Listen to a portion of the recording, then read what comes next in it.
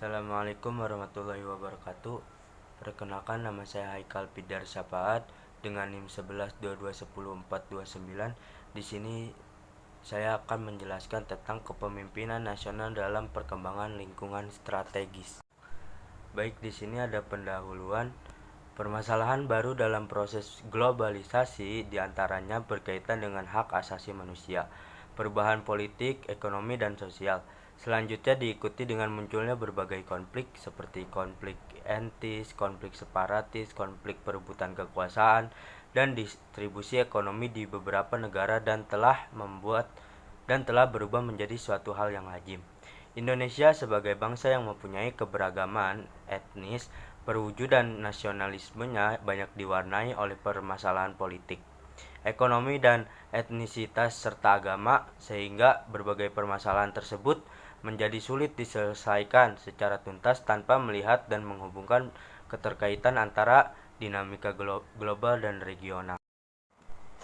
Permasalahan yang dihadapi bangsa Indonesia khususnya pada era reformasi ternyata tidak dapat hanya mengandalkan pada kondisi wilayah Indonesia yang cukup luas dengan berbagai sumber kekayaan alamnya. Karena kekayaan dan luasnya sebuah negara belum cukup dijadikan solusi kompetitif dalam mengatasi problem masyarakat dan proses pembangunan sebuah bangsa. Dalam situasi krisis terkait permasalahan politik, ekonomi, dan supremasi hukum, serta potensial konflik yang lebih bersifat laten, dibutuhkan modal solusi kompetitif, yaitu kualitas sumber daya manusia, terutama kepemimpinan nasional yang mempunyai wawasan strategis dan mempunyai komitmen serta kompetisi dalam bingkai nasionalisme. Artinya, secara kompetitif dapat mengemas perkembangan lingkungan strategis yang mengalami krisis dan cenderung menampakkan sosok ketidakseimbangan atau ketidakadilan yang menimbulkan problem besar nasional, menjadi proses pembangunan bangsa dan negara sesuai amanat pembukaan UUD tahun 1945 alinea 4 tentang tujuan nasional bangsa Indonesia. Baik, selanjutnya ada prospek kepemimpinan nasional.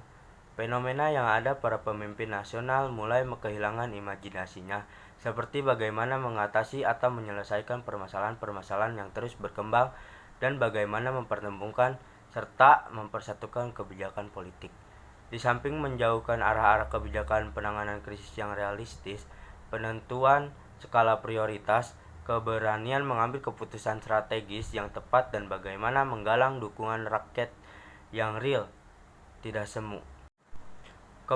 Kepemimpinan tersebut dibangun melalui pendekatan intelektual dan moral yang secara cerdas serta bijak memanfaatkan dinamika global maupun regional untuk kepentingan nasional maupun lokal, disertai dengan kemampuan menguasai berbagai keterampilan kepemimpinan, diantaranya sebagai berikut: kepemimpinan strategis dan membangun kepemimpinan nasional. Perubahan paradigma kepemimpinan nasional. Perubahan paradigma kepemimpinan nasional perlu menggeser atau mengubah kepentingan dirinya sendiri menjadi kepentingan pelayan yang lebih baik. Perubahan paradigma tersebut cukup signifikan dalam mengarahkan kehidupan masyarakat agar lebih maju dan mendapatkan apa yang mereka butuhkan. Di samping itu, dibutuhkan pemimpin yang mau mendengarkan dan memberikan tauladan.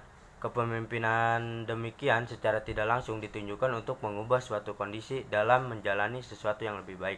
Ketika kepemimpinan tidak langsung menjadi menonjol, masyarakat akan mengatakan bahwa kita telah mengerjakannya sendiri.